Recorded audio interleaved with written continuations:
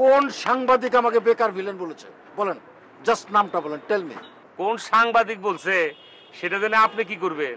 মারবো মারবো, পেটাবো। অনেকদিন সাংবাদিক পেটাই না। কি ভাই, মনে হচ্ছে এর আগেও আপনি মেলা সাংবাদিক পিটাইছেন। একটা ইউটিউব চ্যানেল দিয়ে ফেলেন জানা? অবশ্যই ভাই, একটা ইউটিউব চ্যানেল দেন। মানুষ কত লোক কত চ্যানেল দিচ্ছে না, চাই দেখ হাজার হাজার ইউটিউব চ্যানেল। কি কমি মিয়া ভাই, এসব কথা চিন্তা করলে মাথায় কিছু ঠেকে না। কি যেমন না পড়লো যে কেউ চাইলে একটা চ্যানেল খুলে ফেলতেছে, ওয়াও।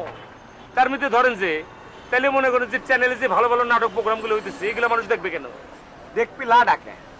এখন তো কম্পিটিশনের যুগ, আপনি কম্পিটিশনে আসেন, কম্পিটিশনে টিকে থাকবেন পারলে অবশ্যই দেখবি। আপনি ভালো মানের নাটক বানান, চ্যানেলে দেন, ভালো মানের গুণ তো সব।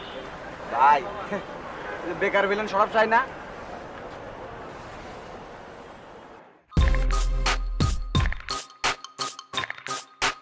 আসেন আসেন আসেন এক্স ভিলেন সাহেব। আপনারা তো মনে করেন আমি যখন এক্স ভিলেন কই আপনি কিন্তু খুবই মাইন্ড করেন।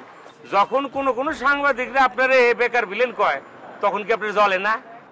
কোন সাংবাদিক আমাকে বেকার ভিলেন বলেছে বলেন, জাস্ট নামটা বলেন, টেল মি।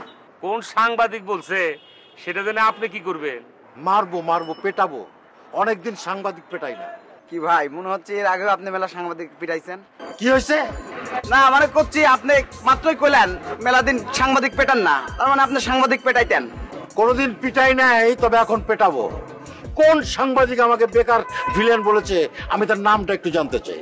আর ধরো মেয়ে সেদিন কি জন্য মজা করছে আর কি। না না না, এটা তো মজা করার বিষয় না। আমি একটা ভিলেন।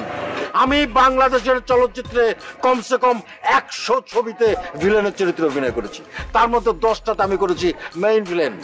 অনেক ডাইরেক্টর আমাকে কমেডি ভিলেন বানাতে চেয়েছে। আমি বলছি no, comedy is comedy and villain is villain. ভিলেনকে দেখে পর্দায় মানুষ আসবে, সেটা আমি মেনে নিতে পারবো না। ভিলেন যখন পর্দায় আসবে তখন লোকজন থরথর করে কাঁপবে, থরথর করে কাঁপবে। বুঝতে পেরেছেন?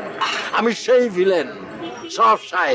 আর একটা কথা মনে রাখবেন, এই দিন দিন না, আরো দিন আছে। এই দিনের নেবো আমরা সেই দিনেরও কাছে। ভাই আমার জরুরি নিউজ আছে ভাই, আমি বিদায় নিচ্ছি। আচ্ছা জরুরি নিউজ থাকলে আপনি যান, পরে কথা হবে না, অসুবিধা নেই। ভাই ওই চার কাপটা উনি রেখে দেন।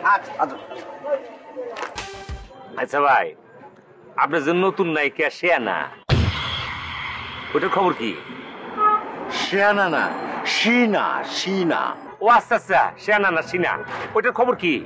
ওর খবর জেনে আপনি কি করবেন? অফার আছে, একসাথে 3 ছবি।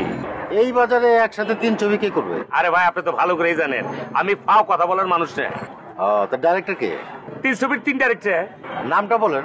আরে ভাই বলা যাবে না, এটা কনফিডেন্সিয়াল ব্যাপার তো।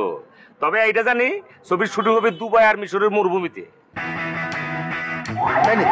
এরা মনে করেন নায়িকা খুঁজতেছে, আমারে খুঁজছে সিরিয়াসলি নায়িকা খোঁজার জন্য, বুঝছেন না?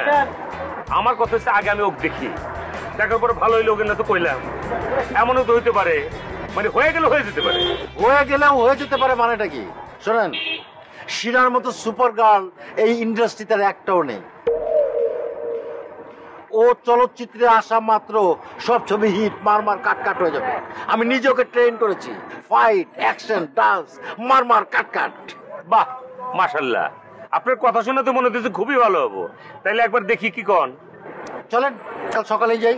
সকালে ওইবার পরে তো চলেন কাল সকালে ওখানেই নাস্তা করি।